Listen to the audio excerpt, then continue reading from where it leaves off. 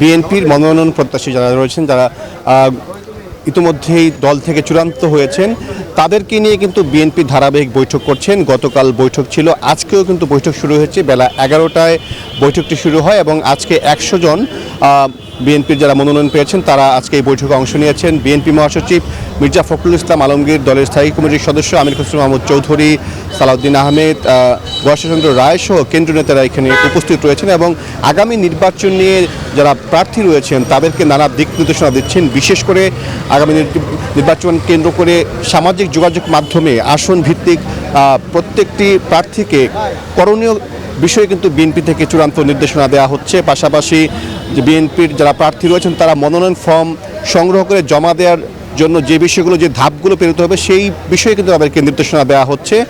এবং বিএনপির ভারপ্রাপ্ত চেয়ারম্যান তারেক রহমান এই বৈঠকে গতকাল তিনি প্রার্থীদেরকে দিক নির্দেশনা দিয়েছেন। আজকেও তিনি দুপুরের পর ভার্চুয়ালি যুক্ত হয়ে যারা আজকে বৈঠকে অংশ নিচ্ছেন তাদেরকে তিনি নানা দিক নির্দেশনা দিবেন।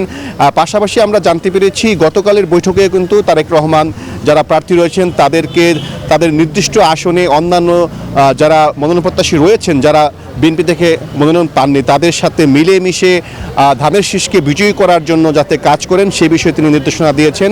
এবং দলের সিনিয়র নেতারাও কিন্তু দলের যারা প্রার্থী রয়েছেন তাদেরকে নির্দেশনা দিয়েছেন যাতে সাধারণ মানুষের মন জয় করার জন্য প্রার্থীরা মানুষের ঘরে ঘরে গিয়ে তাদের যে 31 দফার বার্তা এবং বিএনপি নির্বাচিত হলে কী ধরনের কাজ করতে চায় সেটি যাতে মানুষকে বোঝায়, সেটি কিন্তু দল থেকে নির্দেশনা দেওয়া হয়েছে। তো দুপুরের পর বিএনপির ভারপ্রাপ্ত চেয়ারম্যান তারেক রহমান আজকের এই বৈঠকে যুক্ত হয়ে প্রার্থীদেরকে নানা নির্দেশনা দিবেন। আমরা সেই পর্যন্ত অপেক্ষা করছি। এই ছিল আমার কাছে গুলশান কার্যালয় থেকে সর্বশেষ।